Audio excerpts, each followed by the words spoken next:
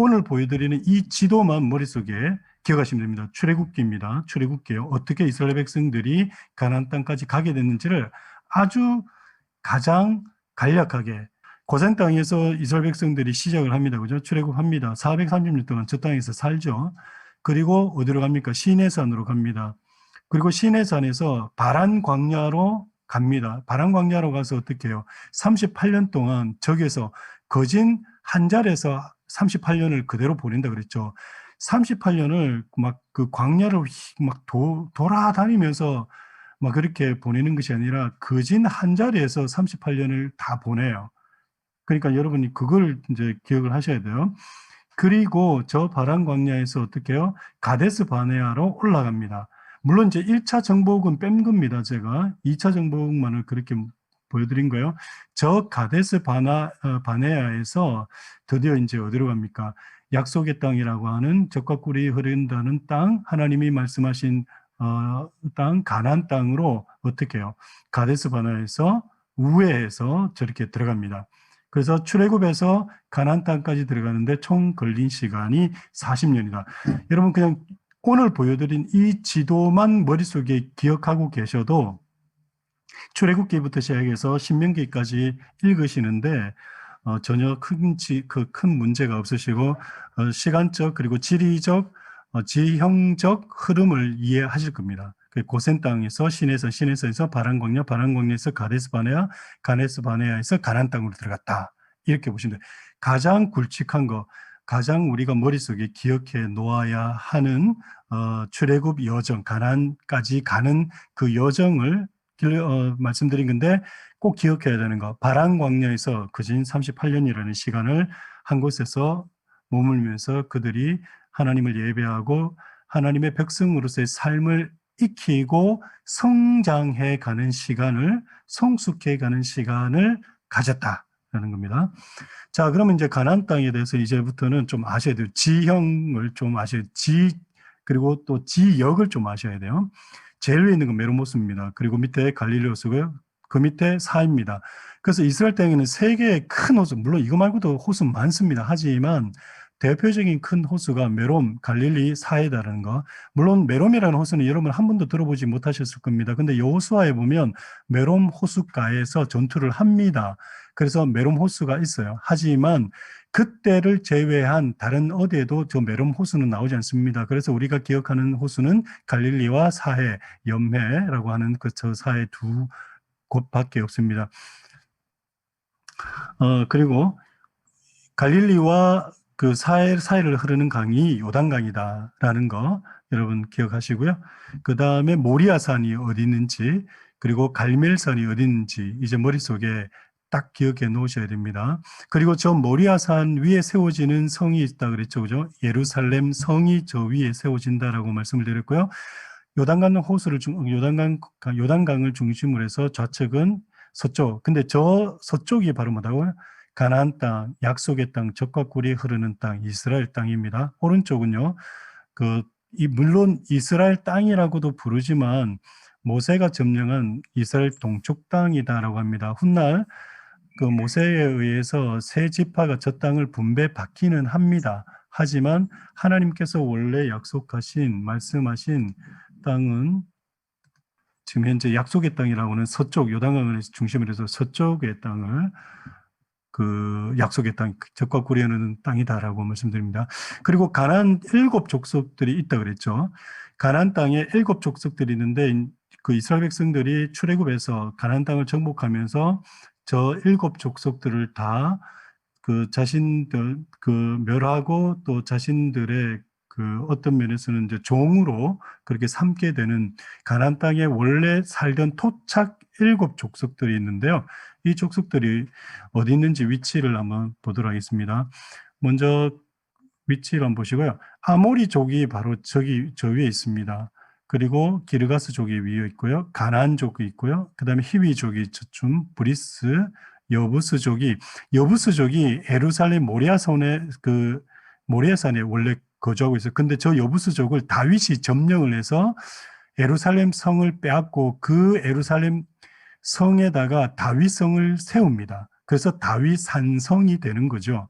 그 다윗 산성이 다윗이 저 그 예루살렘 성을 그러니까 여부스 성을 점령하기 전까지는 여부스족이 예루살렘에 그 거주하고 있었어요. 근데 다윗이 점령함으로 저것이 바로 유다 지파 쪽으로 넘어오게 됩니다. 그리고 아모리 족속도 있고요. 그다음에 헷 족속이 있는데 원래 7족인데 제가 보시면 여기 보시면 잠시만요. 됐죠. 여기 아모리 족속이 위에도 또 있죠, 그죠? 여기 아모리 족속이 있고 그다음에 여기도 아모리 족속이 있죠. 그래서 이 아모리 족속은 성경에 두 군데로 이렇게 나눠져 있었습니다. 그래서 그 위치상은 총 8부족이 있는 것 같지만은 그 총 7부족이 저렇게 존재하고 있었습니다. 근데 여러분, 이 대략 그 위치를 여러분 머릿속에 기억하고 있어야 돼요. 그 요소화를 읽기 위해서는 어떻게 점령에 들어간 것을. 근데 이거 기억하려면 어렵지는 않습니다. 어떻게 기억하면 되냐면요. 요 첫머리를 따시면 돼요. 첫머리를 따서 외우시면 됩니다. 제가 이따가 외우는 방법 이제 말씀을 드릴게요.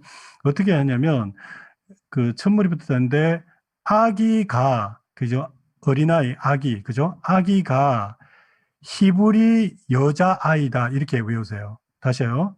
아기가 히브리 여자아이다 핵 이렇게 외우시면 돼요. 그래서 아기 아모리 그다음에 기르가스족 가나안 히위족 브리스족 여부스족 그리고 아모리족이 한 번 더 있다 그랬죠. 그죠? 그리고 핵족속 저렇게 가나안 원래 가나안 땅 그래 가나안 땅이 이 땅 여기이기 때문에 그렇습니다. 가나안 땅이. 그래서 이 가나안 땅 7족속이 바로 이렇게 있다라는 겁니다. 그러면 가나안 방백들이란 뭐냐면 원래 이 가나안 족속 말고 또 이 지역에 거주했던 거주민들이 또 있어요. 이게 참 얘기가 하기가 힘든데요. 뭐냐면 블레셋 족속이라는 그 방백들이 그러니까 국가 형태로 존재했던 그 민족이라 그럴까요? 그래서 블레셋 민족이 있고요.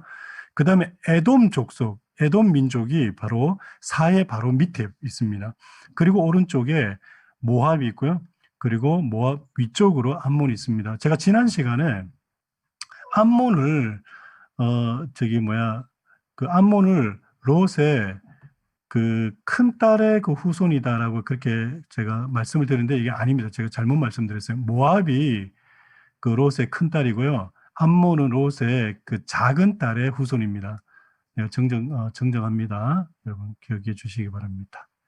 자, 그래서 가나안 땅에 7족속 외에 가나안 방백들이, 가나안 민족들이 있었다라는 거, 그 밑쪽은 이제 블레셋과 에돔과 모압과 암몬이다라는 겁니다.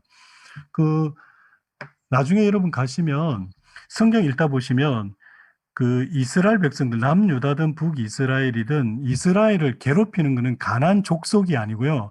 지금 보여드린 저 가나안 민족, 방백들이 괴롭힙니다. 여러분 이걸 기억하셔요. 그래서 제가 7족속하고 가나안 방백을 제가 구분을 해드린 거예요. 이 남유다나 북이스라엘, 그러니까 이스라엘을 괴롭히고 한 것은 7족속이 아니고 저 7족속은 이스라엘로 하여금 영적으로 타락하게 하는 영적인 방해물이고요. 그 다음에 블레셋, 에돔, 모압, 암몬은요, 실질적인 위협 요소들입니다. 군사적으로나 국가적으로나 경제적으로나 문화적으로나 실질적으로 위협을 안겨줬던 그러한 대상들이다라는 거. 여러분, 이제 구분되시죠? 자, 넘어갑니다. 그래서 지금 이스라엘 백성들이 40년 광야 생활 끝내고 가나안 땅을 정복해 갈 때 저 암몬하고요, 이 암몬하고 그 다음에 이 모압 사이를 공략해서 들어갑니다. 왜냐하면 이 사이기 때문에 여기가 공백이 되겠죠, 그죠? 그러니까 이 사이를 치고 들어간 겁니다. 이것도 참고적으로 그러니까 지리를 아시면 지형을 아시면 성경을 읽을 때 읽으시면 왜 저쪽으로 들어갔을까? 왜 굳이 저 길로 택했을까? 그게 이해가 되는 거예요. 근데 이걸 모르면 그냥 갔나 보다 이렇게 생각하거든요. 아닙니다. 상대적으로 공격받기가 공격받지 않을 수 있는 그 길을 택해서 그 요단강을 건너갔던 겁니다. 자칫 잘못하면 그 공격을 받을 수가 있으니까요. 자, 그리고 모세의 설교 마지막 이제 고별 설교 장소 어디라고 있습니까? 느보산이 여기 있다라는 거. 이제 여러분 머릿속에 딱 신명기 읽으면서 신명기가 어디에서 쓰여졌다? 이거 딱 기억하셔야 됩니다. 그다음에 그 가나안 동쪽 정복에 대해서 우리가 좀 알아봐야 되는데요. 에돔하고 그다음에 모압하고 암몬 위치가 이렇게 있다라고 말씀드렸죠. 모세에 의해서 가나안 동쪽이 그러니까 요단강을 중심으로 해서 요단강은 어딘지 아시죠? 예, 여기 요단강을 중심으로 해서 이 동쪽 바로 여기를 말하는 겁니다. 이 동쪽을 어떻게 모세가 점령을 하죠. 모세가 점령할 때 이때 분배를 해줍니다. 그 이스라엘 12지파들에게 중에 3개 지파에게 루벤과 갓과 므낫세 반지파. 그래서 므낫세가 서쪽에서도 땅을 차지하겠는데 일단은 먼저 동쪽을 먼저 차지합니다. 그래서 루벤, 갓, 므낫세가 바로 저 지역에서 대략 저 지역입니다. 저 지역에서 모세에서 먼저 땅을 차지해서 정착을 합니다. 그리고 나서 이제 서쪽을 이제 차지하러 들어가야 되겠죠. 서쪽으로 공격했는데 제일 먼저 그 공략해서 들어가는 지역이 베냐민 지역, 그리고 에브라임, 단, 유다, 시므온, 므낫세 반지파, 그리고 이사갈, 스불론, 아셀, 납달리, 바로 이 지역으로 이렇게 들어가는 겁니다. 근데 순서가 있어요. 제가 이거 순서가 있는데 땅 자체는 여러분 그 공략해 들어가는 순서는 그 제가 정복해 들어간 순서는 방금 전에 베냐민, 그다음에 에브라임, 단 이런 식으로 들어갑니다. 그런데 땅을 분배받는 그 순서는 조금 달라요. 그러니까 땅 정복 순서라 그러거든요. 다릅니다. 먼저 루벤, 갓, 므낫세 반지파가 이렇게 정복을 먼저 하거든요. 그 다음에 유다 지파가 먼저 땅을 차지해요. 정복을 하고 난 다음에 땅 분배를 이래 받습니다. 그리고 에브라임이 저렇게 받아요. 그리고 므낫세 반지파가 받고요. 그 다음에 베냐민이 저 지역을 차지합니다. 그리고 시므온이 차지하는데 이 시므온은 나중에 어떻게 보면 유다 족 지파에 통합이 돼버려요. 그러니까 별도로 시므온이라고 해서 시므온 지역이 따로 있지 않고 유다랑 그냥 통합이 돼버립니다. 그리고 스불론, 이사갈, 아셀, 납달리 이렇게 땅 분배를 받습니다. 정복과 분배는 약간 다릅니다. 근데 그냥 여러분 어쨌든 간에 이렇게 됐다, 이렇게 받았다라는 거 기억하시면 됩니다. 다시 한 번 더 우리 볼까요? 이게 이제 여호수아까지 내용인 거예요, 여러분. 루벤, 갓, 므낫세. 이거는 이제 워낙 많이 했으니까 여러분 이제 머릿속에 딱 들어오시죠. 루벤, 갓, 므낫세. 그 다음에 유다 지파가 분배를 받습니다. 정복하고 난 다음에, 그러니까 서쪽을 정복하고 난 다음에 분배를 먼저 이래 받는다는 얘기입니다. 그 기억하셔야 돼요.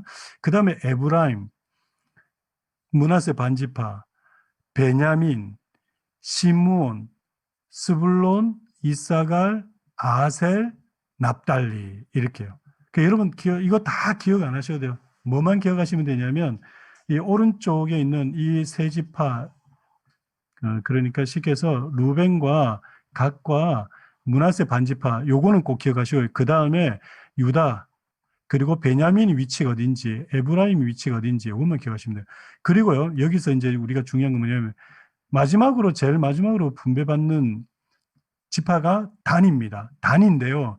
이 단 지파는요, 나중에 이들이 여기에서 살지 않고 딴 데로 이동합니다. 어디로 가냐면 므낫세 반지파 위쪽으로 올라가요. 그러니까 제가 아까 메롬 땅 보여드렸죠. 이 메롬 호수 보였죠. 이 메롬을 건너서 이쪽으로 가버립니다. 이거는 여러분 참고적으로. 그래서 그 이스라엘 전체 땅 지역을 그 이야기할 때 이렇게 이야기합니다. 부엘세바에서부터 단까지라고 그렇게 얘기를 합니다. 바로 뭐냐면 부엘세바가 이 유다 지파 이쯤에 있거든요. 요쯤에 아이고 죄송해요. 요쯤에 부엘세바가 있거든요. 그래서 이스라엘의 경계선이 여기서부터 여기서부터 단지파까지. 그래서 통상 이스라엘의 영토를 이야기할 때는 바로 단지파의 단지파가 있었던 지역까지를 일컫는 이유가 저렇다는 겁니다. 그래서 처음에 분배받을 때는 여기에 분배를 베냐민 땅 옆에서 분배받아요. 그러다가 나중에 올라가요. 근데 언제냐면 삼손 이후에 이들이 이동을 해요. 나중에 삼손 때문에요. 이 블레셋이 쳐들어와 가지고 단지파를 속된 말로 뭐라 그럴까요? 아작을 내거든요. 그러니까 얘네들이 도저히 안 되겠다. 이가 도망을 갑니다. 그게 사사기가 아니고, 예, 그죠? 그 사사기에 나와 있는 그 내용들이거든요. 뭐 정확히 기록이 그렇게 돼 있지만은 않지만 우리가 유추를 그렇게 할 수 있습니다. 그래서, 이렇게 돼 있다라는 거, 이거 기억하시면 됩니다. 그리고 사사기에 가면 사사는 누구인가 지난 시간에 했고요. 사사의 정체성, 사사는 그 땅 분배받아서 이제 가나안 땅 들어갔던 그 가나안 땅에서 이스라엘 백성들이 살면서 그 땅에, 거주하면서 이제 그 통제를 받았는데 누구의 통제를 사사에 의해서 통제를 받는데 그 사사의 그 사역과 역할이 왕과 선지자와 제사장 역할을 했다라는 겁니다. 저 세 개의 역할을 다 가지고 있었던 것이 바로 사사의 역할이었다. 그리고 이 세 개의 역할을 가장 명확하게 감당했던 사사가 있었는데 사사의 마지막이라고 할 수 있는 사무엘인데요. 먼저 사사기에 나오는 그 사사들의 명단 좀 보겠습니다. 첫 번째 온니엘, 에후, 삼갈, 드보라, 기드온. 자, 여섯 번째 이 아비멜렉인데 이 아비멜렉은요. 사사로는 기록이 안 돼 있지만 한동안 이스라엘 사람들을 왕으로서 다스립니다. 자칭 자기가 왕이라 그래요. 자칭 왕이라 그래서 이스라엘을 통치를 해요. 그래서 사사 명단에 포함이 될 수도 있고 안 될 수도 있습니다. 근데 통상 안 하는 분들이 많아요. 신학자들 가운데. 근데 저는 일단은 이스라엘 사사 그 시대 때 그래도 이스라엘을 한 지역의 그 왕과 같이 통치한 사람이기 때문에 제가 한번 써 넣었고요. 그 다음에 돌라, 야일, 입다, 입산, 엘론, 압돈, 삼손, 사무엘입니다. 자, 여기에서 여러분 기억나는 사람 누구 있습니까? 드보라는 여러분 들어보신 것 같죠? 그리고 기드온 들어보신 것 같죠? 그리고 입다 들어보신 것 같죠? 그리고 삼손 들어보셨고요. 사무엘은 뭐 어차피 이거는 사사기 때는 나오는 것은 아니니까. 적어도 여러분이 그 6번 아비멜렉을 제외하고 총 12명 가운데 12명의 사사 가운데 벌써 3분의 1을 알고 있는 겁니다. 4명을요. 그리고 온니엘은 처음부터 그냥 외우시면 돼요. 참 사사다라는 거 외우시고 그 다음에 에후 삼갈까지는 그냥 외우시면 여러분 지금 어떻게 되냐면 거진 반 이상을 여러분이 이제 알게 되는 겁니다. 그리고 나머지는 순서적으로 외우시면 되는데, 사사명단도 여러분 순서적으로 외우시면 참 좋아요. 그리고 외워 놓으시면 여러분이 사사기를 읽으실 때 그때 도움이 많이 됩니다. 그리고 사사기를 읽으시면서 이런 사람도 있었구나라는 것을 기억하게 됩니다. 우리가 기억해야 되는 건 이 삼손이라는 이 사람인데 삼손의 이야기가 사사 중에서는 가장 많습니다. 그 삼손은 제가 일부러 이렇게 표현한 이유는 원래 좀 삼손에 대한 이야기를 조금 더 해드리려고 했는데 오늘하고 다음 주가 마지막이기 때문에 제가 조금 뺐습니다. 그래서 만약에 기회가 다음에 또 되면 삼손에 대해서 제가 조금 의미 있고 재미난 이야기를 좀 해드릴게요. 아까 제가 말씀을 드렸지만 단 지파가 도망가게 된 계기가 저 삼손이고요. 또 저 삼손 때문에 나중에 어떤 일이 있냐면 사무엘이 어렸을 때 사무엘이 그러니까 어렸을 때죠. 저 삼손 때문에 블레셋과의 전쟁이 일어나면서 그 법궤도 빼앗기게 되는 일들이 일어나요. 저 삼손 때문에 하여간에 우리가 기억하는 이하 여러 가지 사건들 가운데 많이 엮여 있는 사건들이 많이 있습니다. 그 가운데 사무엘이 같이 그 동시대 사람으로 존재한다라는 거, 이것도 참 말씀드리면 좋은데요. 자, 어쨌든 간에 각 지파 이제 정착 지역에 대해서 다시 한 번 더 좀 보고요. 자, 이제 대략 아시겠죠, 그죠? 그리고 단이 있었고, 단이, 단 위치가 이제 저기다라는 거. 자, 여기서 여러분, 각 지파의 정착 지역을 제가 왜 또 보여드렸냐면, 이 정착 지역을 여러분 머릿속에 기억해 놓고 있으시면, 저 방금 전에 보셨던 사사 명단 있죠? 그 사사 명단의 사사들의 활동 지역을 알 수 있습니다. 자, 먼저 첫 번째 온네엘이 유다 지파입니다. 그럼 유다 지파이기 때문에 어디에서 활동을 하면서 이스라엘을 다스렸는지, 그러니까 재판관으로서 사역을 했는지 아시겠죠? 그리고 두 번째는 에훗입니다. 두 번째 사사입니다. 베냐민 지파입니다. 그래서 베냐민 출신이기 때문에 베냐민 지역에서부터 시작해서 이스라엘을 뭐랄까요? 그 통치했다라고 할까요? 다스리는 거고. 그다음에 삼갈 납달리 출신이고요. 그 다음에 드보라, 에브라임 출신입니다. 근데 제가 색깔을 좀 다르게 표시한 이유는 드보라는 남자가 아니라 여자입니다. 여자 사사예요. 그리고 기드온, 므낫세 반지파인데 오른쪽이 아니라 왼쪽, 그러니까 서쪽 지역에 있었던 므낫세 반지파 출신입니다. 므낫세 지파이고요. 그 다음에 제가 룻기를 이제 표시했는데 룻기는 그 나오미 있죠. 그 룻의 그 시어머니가 되는 이 나오미가 유다 지파입니다. 그런데 기드온 시대, 그러니까 기드온이 통치하던 시대에 이 룻기가 기록이 됩니다. 여러분 그래서 제가 사실은 룻기를 옆에다 갖다 붙이려다가 또 룻기를 옆에 갖다 붙이면 므낫세 지파라고 혼동이 되실까봐 그 룻기를 제가 유다 지파를 했는데요. 자, 룻기는 언제 기록이 되어졌다고요?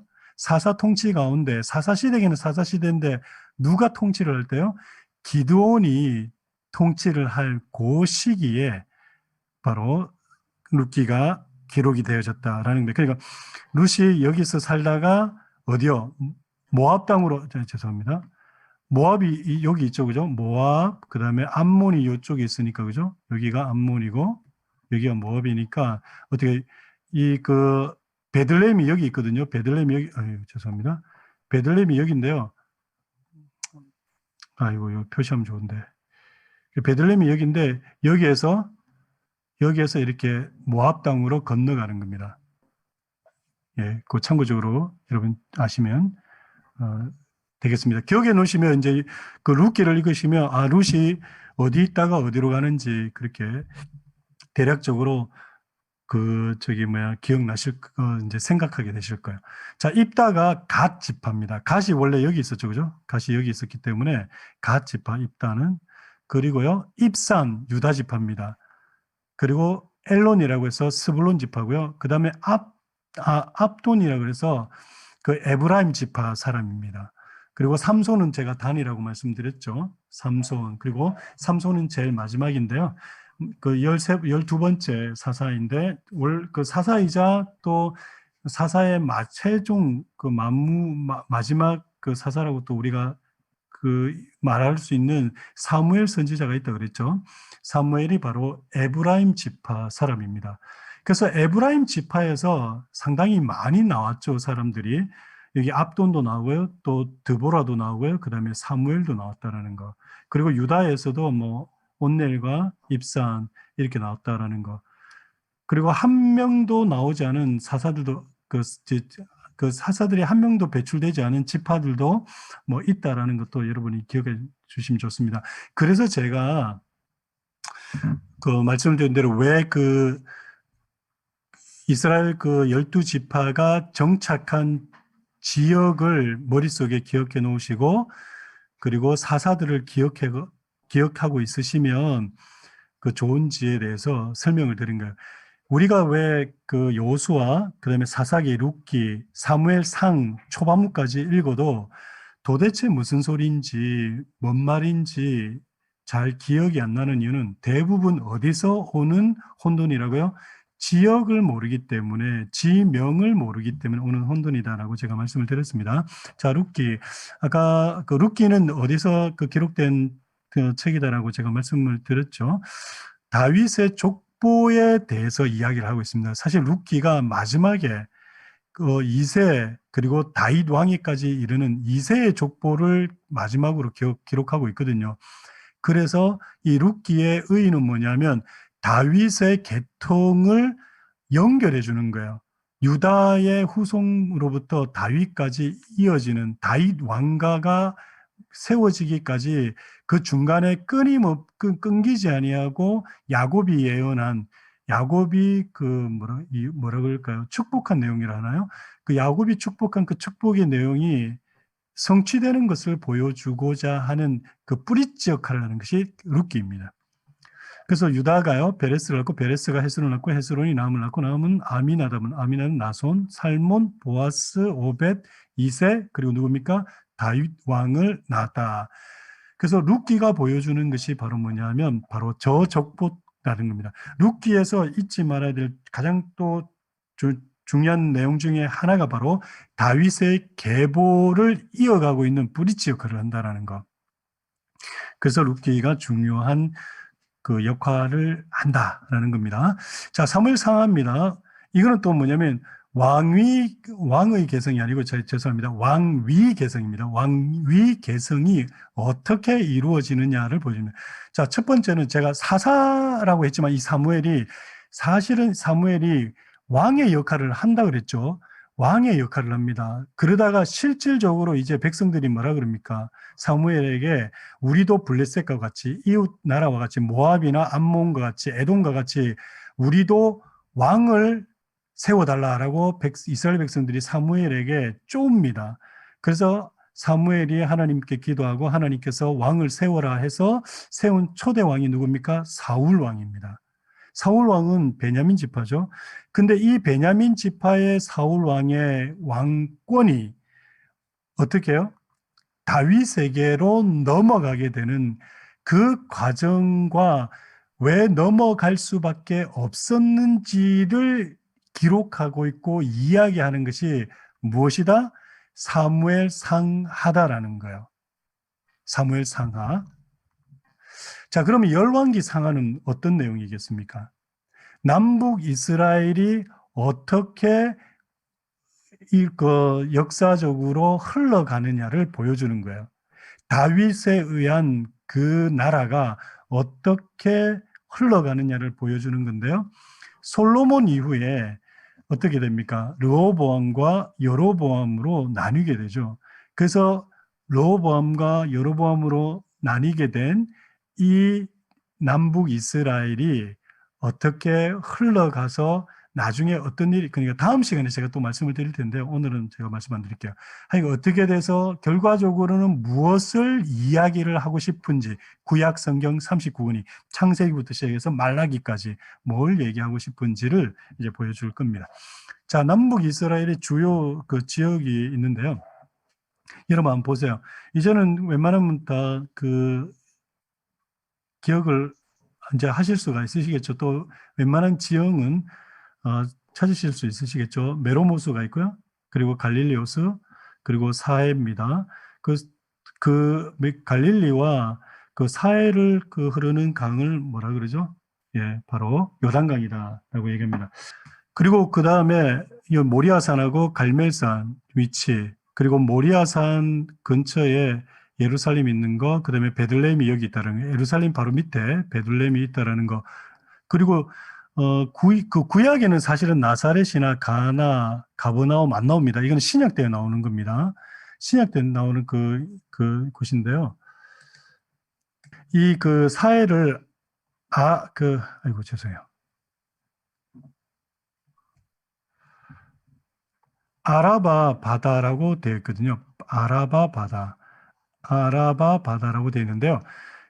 제가 왜 이 말씀을 드리냐면 열왕기나 역대기를 가면 사해라고 하지 않고 아라바라고 그렇게 얘기를 합니다. 그러다 보니까 여러분이 이거 읽으실 때 아라바 바다라고 하면 뭐 어떤 바다지라고 그렇게 생각을 하실 수가 있으시거든요. 그래서 그게 사해를 의미한다라는 거 여러분 참고적으로 알고 계시면 그래서 제가 또 말씀을 강조를 드려요. 여러분이 열왕기를 읽든 사무엘을 읽든 뭐 역대하를 읽으면서 왜 머릿속에 기억이 안 되고 머릿속에 안 들어오냐면 지명을 모르기 때문에, 지역을 모르기 때문에 그래서 안 들어오는 거예요. 자, 그래서 바로 이 부분에 있는 이거는 이제 신약 시대에 나오는 그 명칭입니다. 여하튼간에 이렇게 돼 있다라는 거. 그리고요, 그 예루살렘을 중심으로 한 지역을 유다 지역이라고 보시면 되고요. 그 바로 위쪽이 사마리아 지역입니다. 그리고 여기는 갈릴리 지역인데, 이 갈릴리 지역은 그 구약에는 없습니다. 신약에 나옵니다. 신약에 나오는 이유가 있어요. 그는 나중에 제가 다음 주가 마지막이니까 마지막 그 신과의 중간계 혹시나 우리 권태 목사님이 많이 설명을 해주셨겠지만, 제가 언급하게 되면 왜 저 갈릴리 지역이 신약 시대에 들어오면서 기록이 되고 또 알려지게 됐는지를, 구약 때는 갈릴리 지역이라는 그 갈릴리라는 그런 그 곳이 안 나타나요. 다른 명칭으로 나타나긴 하지만 주로 어디냐면 바로 이 유대 지역과 사마리아 지역을 중심으로 한 이 지역의 이야기가 열왕기 상하에서 다 기록이 되고 있습니다. 참고적으로 말씀을 드리고요. 제가 자꾸 지도를 얘기해 드리는 이유는 여러분이 그 성경을 읽으실 때 머릿속에 위치를 추적하면서 읽을 수 있게 해드리려고 하기 위해서 그런 거예요. 그래서 북이스라엘은 바로 이 지역이 되는 거예요. 남유다는 바로 이 지역이 되는 겁니다. 그 남북이스라엘이 솔로몬에 의해서 남북이 나누어졌을 때 바로 남유다와 북이스라엘의 지역이 어떻게 되느냐. 자, 남유다는 요단강을 건넙니까? 안 건넙니까? 남유다는 요단강을 건너지 않습니다. 그러나 북이스라엘은 어떻습니까? 요단강을 건너서 이 전체를 다 그 지역을 그 감당하게 되죠. 그죠? 그래서 여러분 요거 꼭 그 기억을 하셔야 돼요. 남유다는 요단강 오른쪽으로 넘어간다, 가지 않는다. 예, 가지 않는다라는 거. 딱 저쪽만 지키게 된다라는 거. 마지막까지 있다가 포로로 끌려간다라는 겁니다. 자, 그리고 남북 이스라엘 수도가 있습니다. 수도. 자, 먼저 우리가 또 다른 산을 기억해야 되는데, 여러분 성경에 그림신산하고 에발산은 들어보셨죠? 그림신산에서 6개 지파가 서고 에발산에서 6개 지파가 서고 이제 가나안 땅 정복에 들어갔을 때, 그리고 그림심산에서는 축복을, 에발산에서는 저주를 해다라고 모세가 얘기해서 여호수아가 그 점령에 들어간 이후에 그렇게 땅을 정복하고 이스라엘 백성들을 함께 모아서 그 여호수아 여호수아는 수로 쓰죠. 여호수아 24장에 가면 뭐 어떤 내용이 나옵니까? 여호수아가 죽기 전에 이스라엘 백성들과 언약을 갱신하죠. 언약을 갱신하는 그 위치가 어디냐면 바로 여기입니다. 여기 이 에발산과 그립신산 사이 이 땅에서 언약 갱신을 하는데요. 이 장소가 어디냐면 이것도 보여드릴게요. 남유다는 요 밑에고 북이스라엘 밑인데, 예루살렘이 남유다 수도면 북이스라엘은 수도가 어디냐면 여기인데요. 세겜입니다. 그래서 세겜이라는 이 지역에서 어떻게 해요? 가나안 땅 정복했던 여호수아가 죽기 전에 이스라엘 백성들과 함께 뭐 한다고요? 언약을 갱신하는 곳. 그리고 남북으로 나눠졌을 때 그때 저 세겜이 여로보암에 의해서 어떻게 된다고요? 북이스라엘의 수도가 됩니다. 그리고 나중에는 그 수도 북이스라엘은 제가 이따가 또 설명을 드립니다만은 이제 조금씩 그 이동을 해요. 수도가. 왜 이동을 하냐면 왕조가 바뀌거든요. 북이스라엘은. 오늘 여러분 많이 지겨우시죠? 오늘은 어쩔 수 없습니다. 여러분 오늘은 크게 감동 없습니다. 지겨우셔도 할 수 없습니다. 이걸 한 번이라도 들어보셔야 되고 보셔야 됩니다. 그래야지 여러분이 역사서 보다가 졸지 않으세요. 재미없어도 할 수 없습니다. 그래서 끝까지 가셔야 됩니다. 자, 이스라엘 왕이 있는데요. 또 이스라엘 왕은 뭐냐면 남북으로 나뉘어졌을 때 솔로몬 이후에 다윗, 그러니까 사울 왕에서 다윗 왕에서 솔로몬에 의해서 남북이 나눠지죠. 솔로몬 이후에 남북이 나눠지는데, 남북 이스라엘 왕들이 어떻게 이제 이어져 가는지를 이제 지금 이제 살펴보도록 하겠습니다. 먼저 사울 왕이 베냐민 지파 출신이라고 했죠. 사울이 먼저 이스라엘 초대 왕이 됩니다. 그리고 그 다음에 왕위를 이어받는 것이 유다 지파의 다윗이 되고요. 그 다음에 다윗은 그의 아들 솔로몬에게, 솔로몬은 그의 아들 르호보암에게 왕위를 물려줍니다. 이 르호보암 때 어떤 일이 있습니까? 남북이 나눠지는 겁니다. 그 남유다 북이스라엘로 나눠지고요. 그리고 북이스라엘은 여로보암이 다스리게 됩니다. 그리고 여로보암이 다스릴 때 르호보암의 아들 아비야가 남유다 왕으로 세워지게 됩니다. 그리고 아사가 서게 되고요. 이제 이때부터 시작해서 이제 드디어 서로 남유다는 남유다대로 북은 북이스라엘대로 왕이 각각 세워져 가는데 북이스라엘은 여로보암과 나답 그리고 나답 다음에 바하사, 엘라, 시므리, 오므리, 아합. 근데 제가요 색깔을 지금 다르게 표시했죠. 왜 표시했을까요? 왕조가 바뀐 거예요. 왕조가 바뀌었다는 얘기가 뭔 말입니까? 여로보암의 아들이 나답이 되는데 이 나답의 아들이 오므리가 아니라는 거예요. 혈통이 다른 사람이 왕위를 차지하게 되는 겁니다.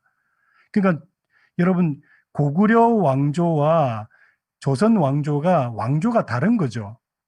그렇죠? 이해되시죠? 그래서 여로보암, 나답 그리고 나답 끝나고 난 다음에 왕조가 바뀌어가지고 바하사가 다른 왕조를 엽니다. 그리고 바사의 아들 엘라가 그리고 엘라로 끝으로 해서 또 다른 사람이 왕이 돼요.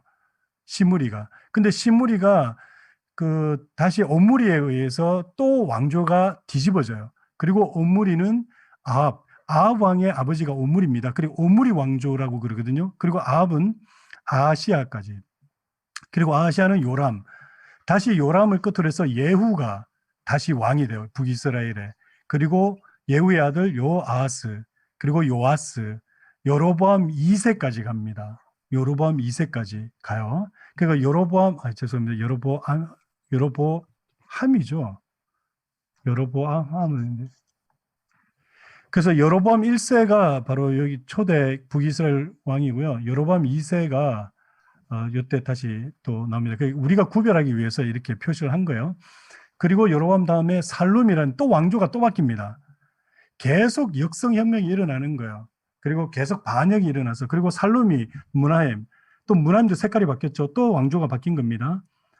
부가히야까지 가고요. 그다음 또 베가라는 왕이 또 씁니다. 그리고 호세아.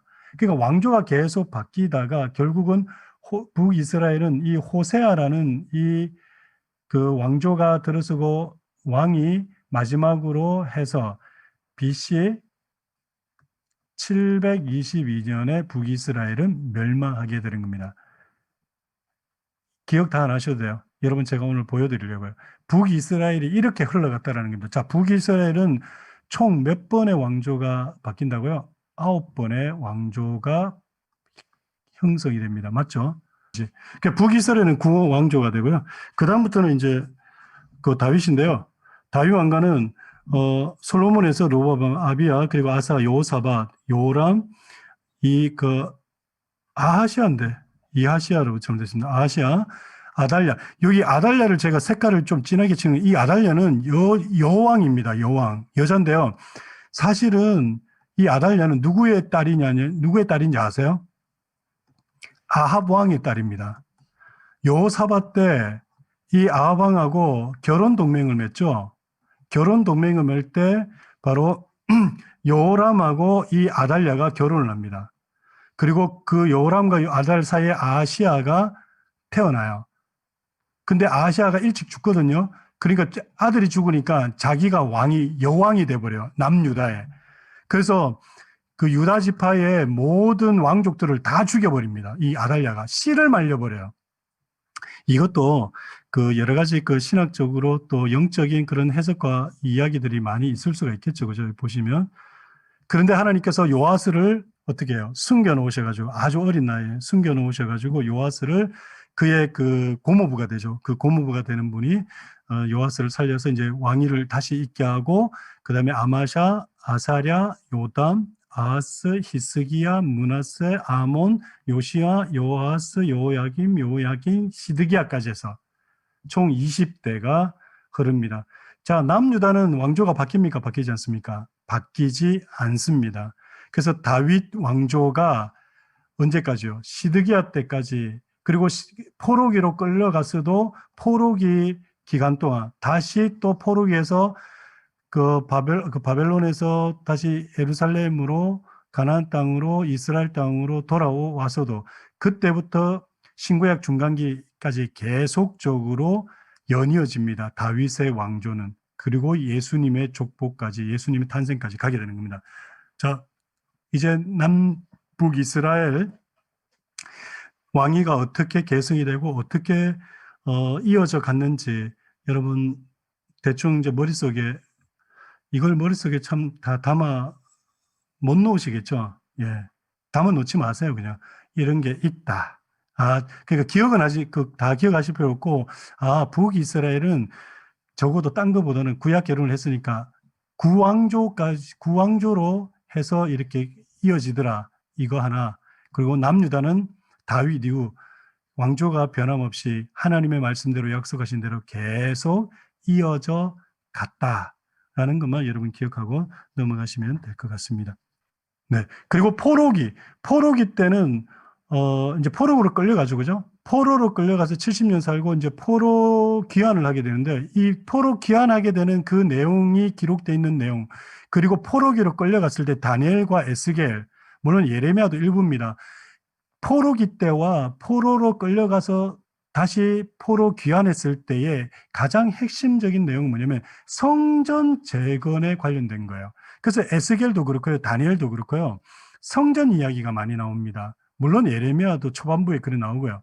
특히 뭐 에스겔은 노골적으로 성전 환상에 대한 이야기들이 그 에스겔 후반부에 굉장히 많이 나오죠. 그래서 포로기는 무엇을 중점으로 하고 있는 내용이다? 이렇게 딱 물으면 먼저 성전 재건이다. 이렇게 기억하세요. 저 성전의 의미는 나중에 제가 말씀을 드릴 거고요. 자, 에스라 포로 귀환한 후에 그 제사장님 학자입니다. 그리고 느헤미야, 에스더 이 포로기 때 쓰여지는 그런 성경입니다.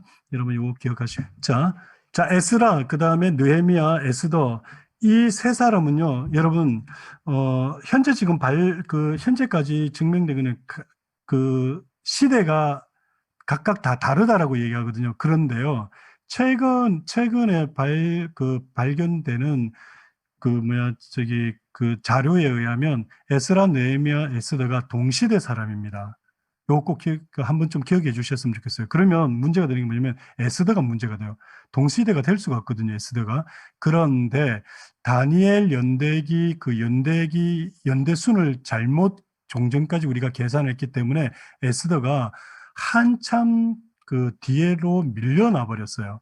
근데 알고 보면 에스라, 느헤미야, 에스더가 같은 시기의 사람이다라는 거 여러분 아셔야 되고요.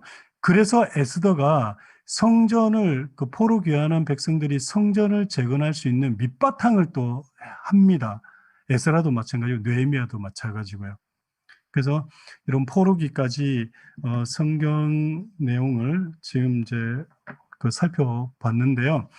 자, 여러분 지금 오늘 한 내용이 후닥닥 지나가니까 이게 도대체 뭘 했는지 뭘 한 거 맞아라고 그렇게 아마 조금 느껴지시는 분도 있을 겁니다. 그러니까 여호수아 마지막 부분부터 시작해서 사사기를 거쳐서 지금 우리가 룻기, 사무엘 상하, 그리고 열왕기 상하, 역대 상하, 그리고 물론 이제 거기 중간에 있는 시문학서라 지혜문학서라는 5권 빼고요. 그 다음에 포로기 때 쓰여진 역사서, 뭐 에스라, 느헤미야, 에스더 여기까지 여러분 제가 지금 쫙 다 한꺼번에 훑은 겁니다. 자, 역사서를 읽는 데 있어서 가장 여러분들이 유의해가지고 유념해서 읽어야 되는 그게 뭐라고 제가 계속 지난주하고 이번 주까지 강조했습니까? 그 지역의 지명과 지역을 꼭 기억하실 필요가 있다라는 겁니다. 그리고 방금 전에 보여드린 대로 남북 이스라엘이 어떻게 나눠지게 되었는지, 그리고 사사기 때 사사들이 몇 명이 활동했는지, 이걸 갖다가 구약 개론을 하신 분들은 상식적으로 머릿속에 담아 놓으셔야 돼요. 자, 한 번 더 이제 다음 주에 제가 총 정리를 해드릴 텐데요.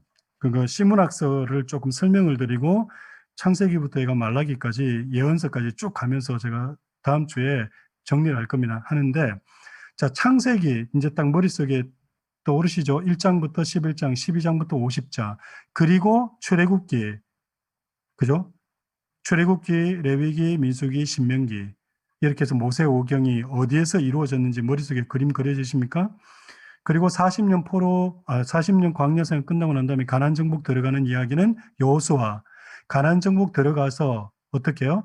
그 땅에서 사는 것에 대해서 이야기하는 사사기. 사사기 시대 때 그때 일어난 사건 중에 하나가 룻기가 있다라는 거. 그리고 그 사사기를 거치면서 어떤 일이 일어납니까?